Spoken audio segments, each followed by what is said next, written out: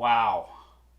So many of you shared your shop accident story after I shared mine. Now this is a follow-up to my table saw accident video. If you haven't seen that video, I'll link it above here where you can go check that out. To those of you who shared your story in the comments, thank you so much. I just appreciate your willingness to share to help other people. And ultimately, that's why I shared my story. So I think it's awesome that there's hundreds of shop accident stories in the comments. Not because I like shop accidents, obviously. Not because of the gory details or anything like that, but saying, hey, look, this is what happened to me. And I think that's really admirable. So if you haven't read any of those comments of people sharing their stories just like I shared mine, be sure to read through that and comment and encourage each other. And I think this will all help us to do better. Many of you have asked for an update. So I figured I would, rather than writing individual messages back, I figured I'd do a video and just update everybody at once. First of all, thank you guys so much for your support, constructive criticism, kind words. It means the world to me. And I'm doing well. So if you have seen, I've still been releasing videos. My work in the shop has been a little bit slower. It's been 7 weeks now since my table saw accident. And I've got no braces on my fingers. That's the mobility I have. I have numbness, and that's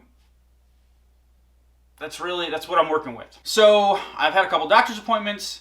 They've all gone well. It's kind of a wait and see thing. So the hope is that where I cut them, that scar tissue will fill in those joint areas and stabilize the two fingertip joints. And the reason that's important is because there's nothing, after taking out half or more of that joint, that fingertip joint, there's nothing keeping my finger from going sideways. So fingers crossed, praying that I don't have to have my fingertip fused, because then I will lose all motion. Nonetheless, I am extremely lucky. Man, I reflect daily on how lucky I am to still have my fingers. At the time of making this video, there are 2,375 comments. For the first week, I tried to keep up with all the comments, but I just couldn't keep up. The three, I would say, most popular or unpopular, depending on how you view it, perspectives are blade guards, Sawstop, and bad habits. All three of those are valid perspectives, and all three of those play an important role in shop safety. I think it's unfair to say that blade guards alone are the answer, Sawstops alone are the answer, or bad or good habits alone are the answer. I think all three of these play a role in shop safety. Now, my accident happened on a table saw, and so I know a lot of you were commenting on the table saw, but I kind of took a step back, and my perspective was more about shop safety.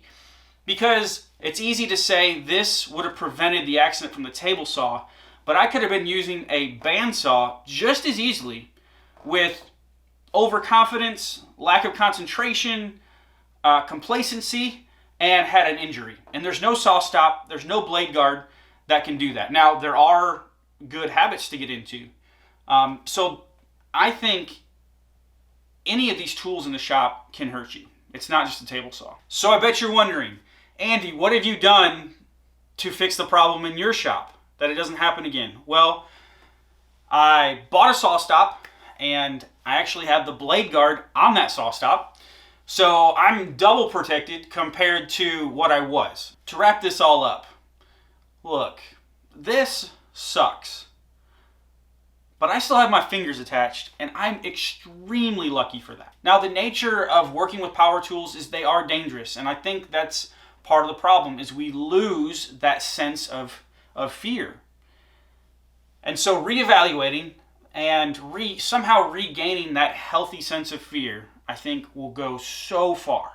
Do whatever you need to do to take that next step, because having reminders on your fingers for the rest of your life and losing mobility is not cool.